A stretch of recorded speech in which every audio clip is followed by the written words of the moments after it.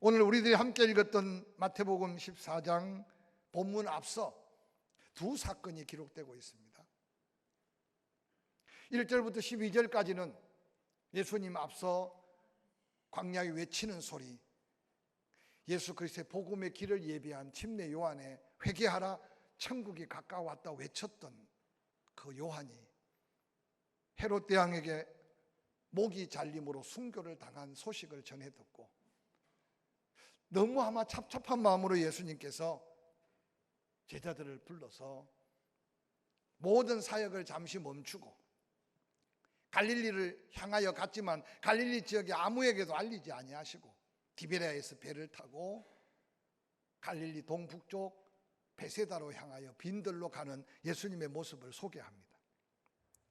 예수님이 베세다 빈들에 도착한 것은 아마 많은 사람에게 뭔가 은혜를 베풀기보다는 침례 요한의 죽음과 앞으로 당신이 가야 할 고난의 길, 당신이 십자가를 져야 할 그 고난을 생각하며 아마 하나님 앞에 그 찹찹한 심정을 가지고 하나님의 뜻을 찾으려고 빈들을 찾지 않았을까? 저는 그렇게 묵상하고 생각했습니다.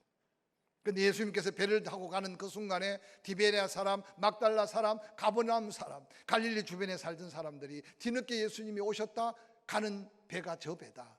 그래서 많은 사람들이 하던 일을 놓고 베세다로 향하여 걷고 뛰는 모습을 마태복음 4장 13절 이후에 소개하고 있습니다.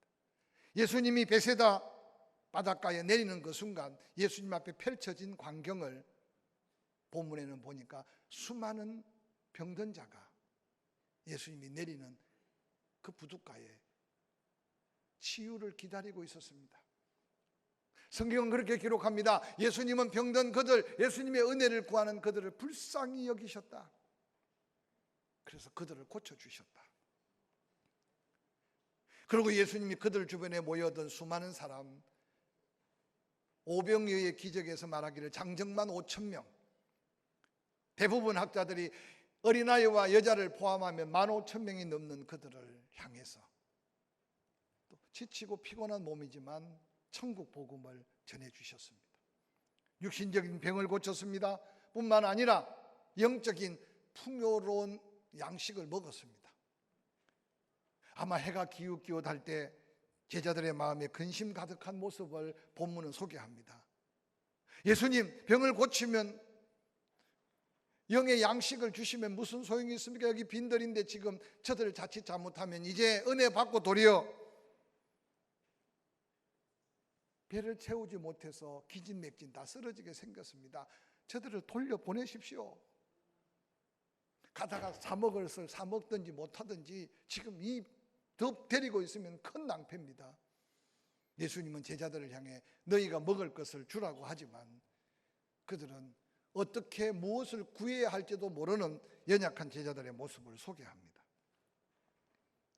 예수님은 한 어린아이가 가져온 보리떡 5개 물고기 2마리로 장정만 5,000명을 먹이고 배부르게 먹이고 12광주리가 남는 오병이어의 기적을 그 자리에서 행하셨습니다. 동일한 사건을 요한복음 6장에는 이렇게 기록합니다. 요한복음 6장 14절에 그 사람들이 예수께서 행하신 그 표적을 보고 말하되 이는 참으로 세상에 오실 그 선지자라 하더라. 15절 그러므로 예수께서 그들이 와서 자기를 억지로 붙들어 임금으로 삼으려는 줄 아시고 다시 혼자 산으로 떠나가시더라 라고 기록하고 있습니다.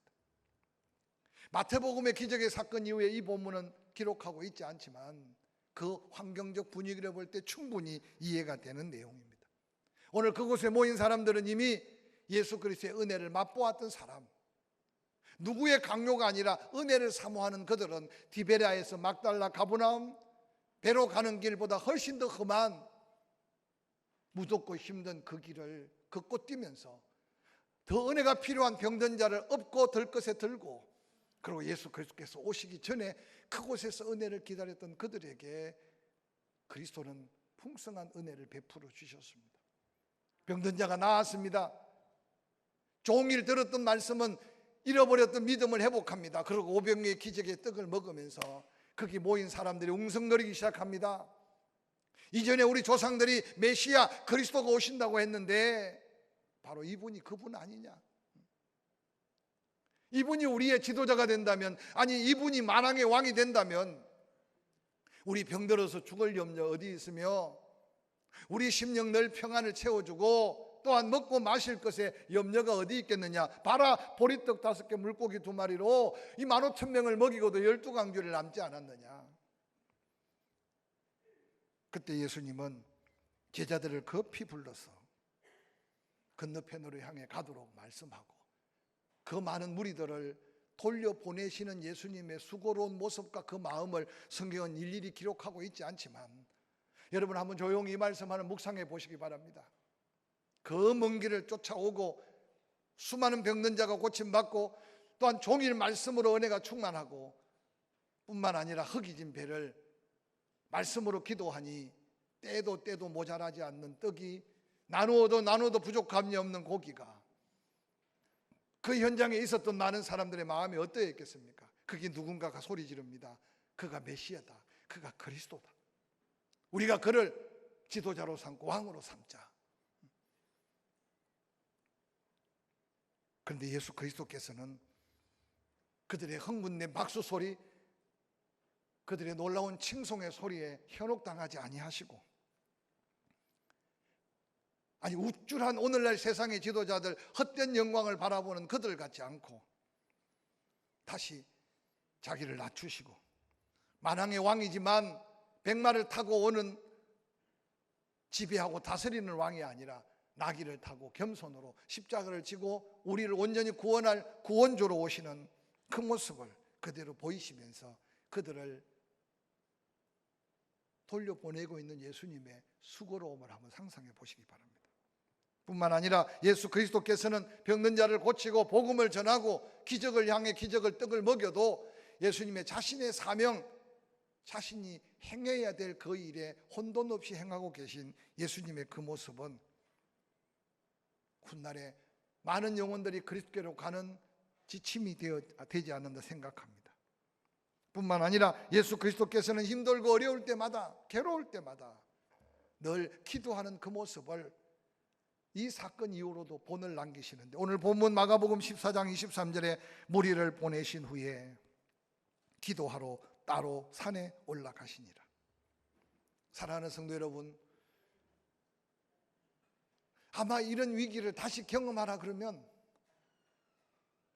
피할 수 없으니 그냥 함께 감당하고 가야 되니 감당하겠지만 아마 더할 나위 없는 더 큰 괴로움이 더할 겁니다. 예수님이 산에 올라가서 기도하고 있을 동안에 밤은 깊어집니다. 마태복음 14장 24절은 이렇게 이어갑니다. 배가 이미 육지에서 술이나 떠났다. 바람이 거스름으로 물결로 말미암아 제자들은 한 걸음도 나아가지 못하고 고난을 당하고 있다. 사실 갈릴리 바다에서 마가복음 14장 24절은 없어야 될 현실입니다. 왜냐하면 지금 그 배를 타고 가는 제자들은 갈릴리 바다에 잔뼈가 굵었고 어지간한 상황 속에 그 갈릴리 바다를 수없이 드나들고 오고 가면서 고기를 잡았던 어부들이지 않습니까? 그런데 웬일인지 술이나 배를 저어 갔는데 맞바람이 부딪혀오고 물결이 부딪혀오면서 그들의 능력, 그들의 경험, 그들의 수고로 배가 한 걸음도 더 나아갈 수 없는 딱한 형편이 오늘 본문의 상황입니다. 갈릴리 바다는 남북이 길쭉합니다. 그래서 24km 정도 된다고 이야기합니다. 동서가 조금 좁아요. 14km. 그래서 그 규모가 커서 바다라고 이야기합니다. 제가 가끔 표현하지만 영일대 해수욕장에서 저 호미곶 쪽을 바라보면 그 정도 규모가 갈릴리 바다의 크기라고 생각하면 됩니다. 아득하게 보이잖아요.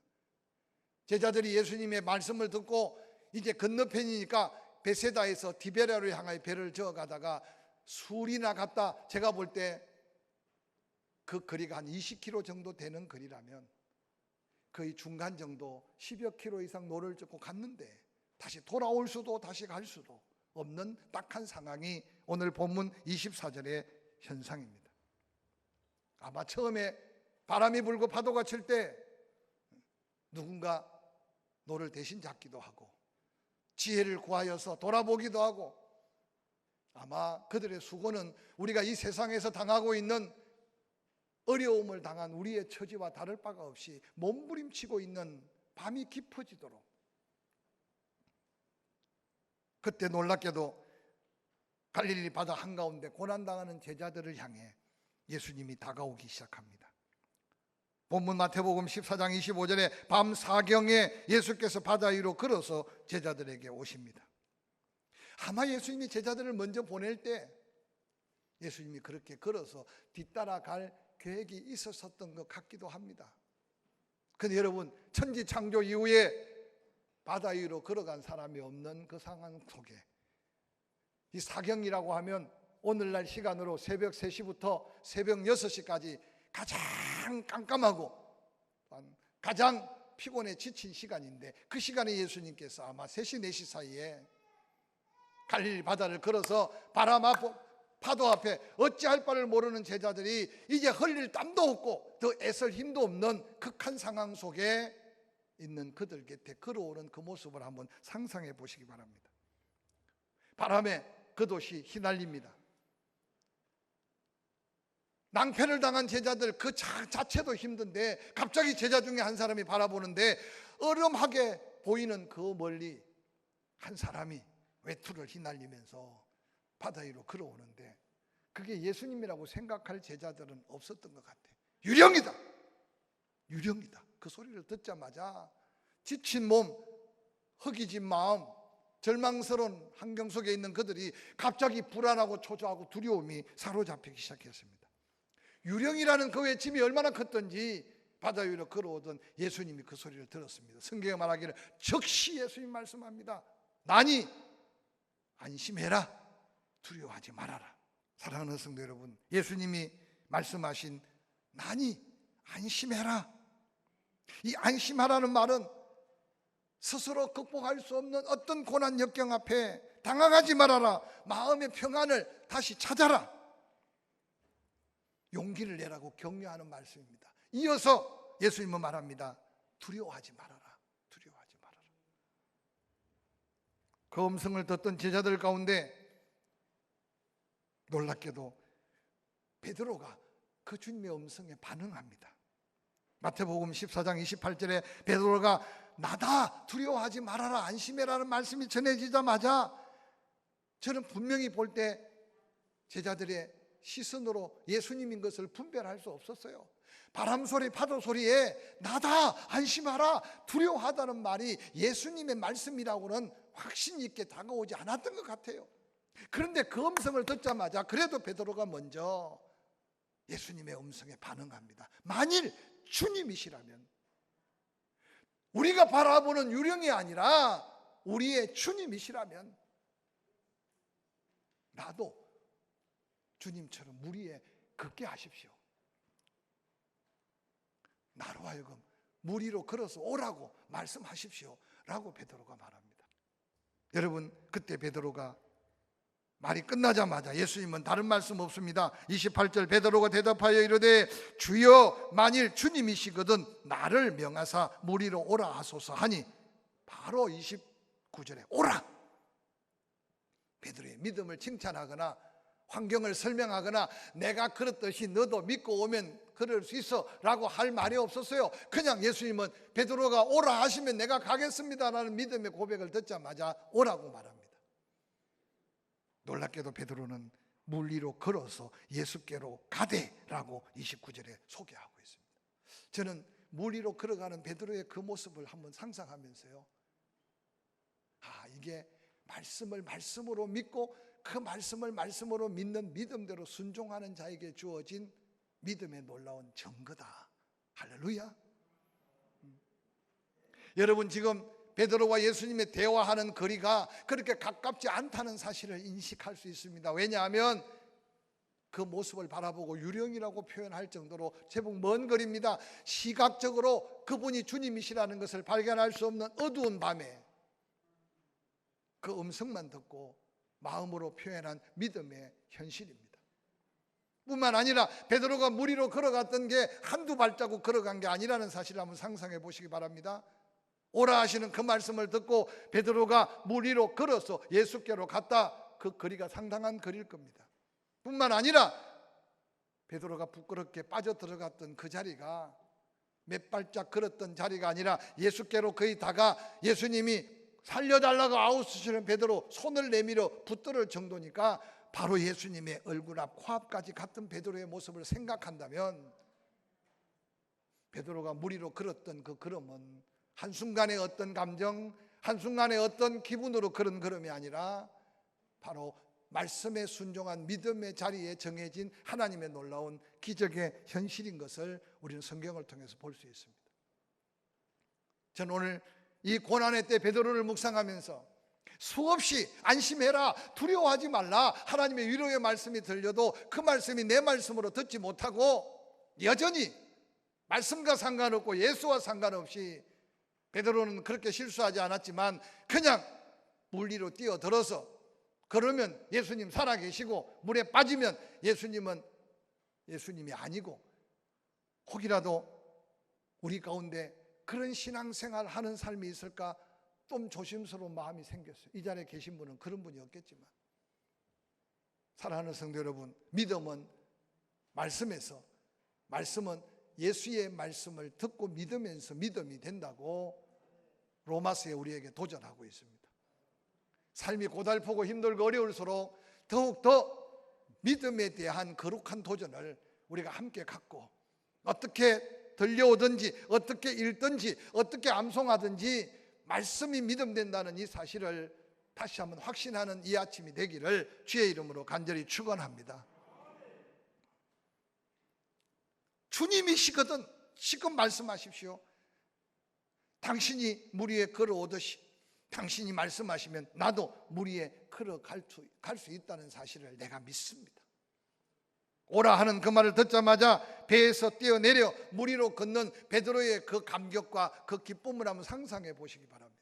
베드로가 끝까지 믿음으로 주님만 바라보고 주님 품에 안겨서 내 믿음이 크다고 칭찬받고 함께 배에 올라탔다면 아마 베드로는 평생 살면서 제자들에게 물에 걸어본 사람 있냐? 나는 물에 걸어봐서 아마 수없이 자랑할 텐데 순간 받은 은혜가 자랑거리, 받은 은혜가 간증거리, 받은 은혜가 감사거리가 되지 못한 것은 순간 그 믿음을 잃어버렸던 베드로의 모습을 성경은 소개합니다. 저는 이 말씀을 묵상하면서 베드로가 말씀을 들었어요. 들은 말씀대로 한 걸음 한 걸음 믿음으로 순종하면서 예수 그리스도만 바라보고 예수 그리스도의 말씀에만 순종하여 한 걸음 한 걸음 걸을 때는 믿음으로 물 위를 걸었어요. 할렐루야. 근데 우리 성경은 뭐라고 기록합니까? 물 위로 걸어가서 예수님과 더 가까워지는데 30절에 바람을 보고 무서워 빠져들었다라고 성경에 기록해요. 너무나 많은 말씀을 들었지만 우리는 늘 설교는 듣는 것으로 끝나요. 우리가 믿음으로 기도하고 믿음으로 예배하고 믿음으로 말씀대로 사랑하고 믿음으로 말씀대로 원수를 용서하고 믿음으로 말씀으로 이웃을 사랑하고 믿음으로 말씀으로 11조를 드리고 믿음으로 말씀대로 선교하고 구제하고 지나치게 힘들도록 여기까지 살아왔어요. 오늘 베드로처럼 한 걸음 한 걸음 한두 발자국 뛰다가 실족한 게 아니에요. 우리는 이미 베드로처럼 주님 앞에까지 다 왔어요. 20년 30년 지난 세월 믿음으로 살았어요. 그런데 어느 날 바라보던 주님을 잠시 놓치고 약속했던 확신하는 말씀이 믿음되지 못할 때 베드로가 빠지듯이 나도 우리도 빠질 수 있다는 이 도전이 오늘 이 아침에 우리에게 주는 믿음의 도전이 되기를 주의 이름으로 간절히 축원합니다. 그래서 오늘 설교 제목 처음 들어봤을 거예요. 이 본문으로 나도 평생 목회하면서 처음 이 설교 제목을 달았어요. 나도 물 위로 걷고 싶어요. 끝까지 걷고 싶어요. 주님이 오라 하셨으니 끝까지 믿음으로 가서 주님 품에 안겼어. 그리고 주님 손에 붙들려서 멋있게 배에 올라타. 아마 그런 모습이 되었다면 제자들에게 예수님이 그랬을 거예요. 이게 믿음이야. 이 믿음을 본받으라고 외치며 그들이 힘쓰고해서 파도를 거슬릴 수 없었는데 예수님이 베드로와 함께 그 배에 올랐을 때 파도가 잔잔하고 바람이 잔잔했던 이 기적은 우리 인생에서 수없이 경험해야 될 기적이고 주와 동행하는 자의 삶에 나타날 하나님의 은혜인 것을 잊지 않으시기를 주의 이름으로 간절히 축원합니다. 그 먼 인생길을 힘들게 달려왔는데 주님 앞에 다다라진 베드로, 보지 말아야 될 파도, 보지 말아야 될 바람, 그 순간 빠져들어가는 베드로의 그 모습이 우리가 이 세상을 살면서 다시 위기 앞에 우리의 믿음을 점검해야 될 믿음임을 기억하시기를 주의 이름으로 간절히 축원합니다. 사람 바라보다가 낙심했다면 사람 바라보지 마시기를 바랍니다. 언제 우리가 사람 덕 보고 살았습니까? 물질에 의지했다가 잃어버리고 너무 실망하지 마시기 바랍니다. 돈이 우리 건강을 지키고 돈이 우리의 가정을 지켜준 게 아니잖아요. 필요는 하지만 때로는 환경 때문에 마음 상하고 낙심할 수 있습니다. 그러나 여러분, 좋은 환경도 있었지만 어려워도 거기에 죽지 않고 지금 살아온 것은 하나님의 은혜인 걸 기억하고 혼란스럽고 힘들수록 두렵고 떨릴수록 안심하라, 두려워하지 마라, 나니 나를 바라보라고 하시는 예수의 음성에 귀 기울이는 저와 여러분이 되시기를 주의 이름으로 간절히 축원합니다. 예수님이 죽겠다고 아우성치는 베드로의 손을 붙들어 주심이 예수님의 사랑이고, 죽는다고 아우성치는 베드로, 예수님이 그를 다시 물 위로 끌어올리시는 것이 예수님의 은혜인 것을 다시 한번 기억합니다. 그리고 예수님이 베드로에게 뭐라고 말합니까? 왜 의심하느냐? 여기까지 걸어와서 왜 의심하느냐? 그 힘든 길을 걸어와서 왜 포기하느냐? 아무도 가질 수 없는 그 믿음의 귀중한 믿음을 왜 스스로 땅에 던져버렸느냐? 탄식하시면서 안타까워하는 예수님. 그 예수님의 안타까움이 더 컸기에 베드로는 예수님 앞에까지 걸었던 기적을 자랑하기보다는 놓쳐버린 믿음의 아쉬움 때문에 다시는 물 위에 걸었던 것을 베드로의 생애 속에 한 번도 자랑하고 있지 않는 것은 걸었던 것보다 깨달은 것이 더 큰 은혜가 아니었는가 생각해 봅니다. 사랑하는 성도 여러분, 남다른 비교할 수 없는 은혜는 없을지라도 주님과 지금 동행하고 있다면 그게 은혜 중에 은혜인 것을 깨달으시기를 주의 이름으로 간절히 축원합니다. 큰 사고에서 죽다가 살아난 게 아니더라도 그래도 죽을 뻔 했는데, 운전하다 보면 여러분, 운전하다 죽을 뻔 경험 안 해본 사람 어디 있습니까? 그래도 또다시 운전대를 붙들고 평안하게 찬송하며 갈 수 있는 게 은혜였던 걸 기억하시기 바랍니다. 사고를 보고 위험한 일들을 바라보면서 베드로가 이전에 짤막한 그 경험보다 하나님의 은혜 안에 더한 감격 속에 살았던 그 믿음의 걸음을 우리 모두가 배워가면서, 믿음으로 물 위로 걷는다고 또 바닷가에 가서 배에서 철벅 뛰어내리지 마시고 변함없는 믿음으로 주의 약속을 따라 믿음이 기적되는 삶을 도전하는 저와 여러분이 될 수 있기를 주의 이름으로 간절히 축원합니다. 예수님과 베드로가 배 위에 타자마자 누가 바람을 잔잔케 해달라고, 파도를 잔잔케 해달라고 말하지 않았지만 주님 가는 그 발걸음에 바람이 파도가 잔잔했던 그 은혜가, 이 민족에 주님의 은혜가 임하면, 이 도성에 주님의 은혜가 임하면, 우리 교회에 주님의 은혜가 임하면, 우리 가정에 주님의 발걸음이 임하며 머무르면, 우리 육신에 주님의 은혜가 임하면 바람도 그치고 물길도 그치고 주의 평안이 넘치게 될 줄로 확실히 믿습니다.